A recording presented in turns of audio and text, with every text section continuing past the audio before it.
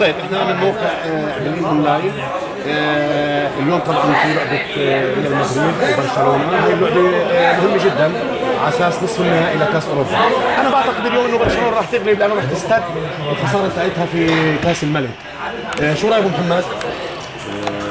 انا رايي تفكيري مظبوط انه ريال احسن بكثير، وان شاء الله راح تغلب اليوم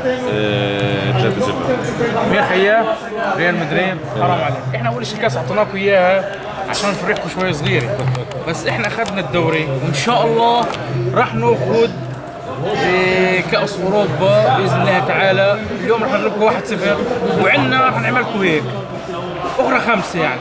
احنا بنقول ان شاء الله نحن غالبين ان شاء الله. ان شاء الله ابو محمد، انا بحترمك انت حبيبي وروحي، بس لعند هذا الاحمر تضرب بريك.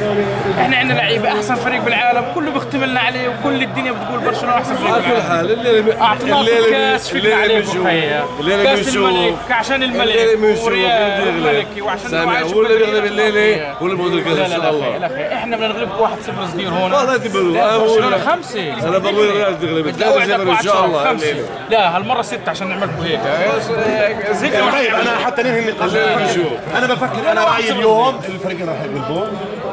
لا بس ان شاء الله الريال. نشكر ابو محمد خالد عتماس، نشكر الدكتور هشام حيدر، ونتمنى لكم تستمتعوا بالمباراه، بس ضلوا حابس المباراه. اكيد اكيد. موقع برلين اونلاين، شكرا.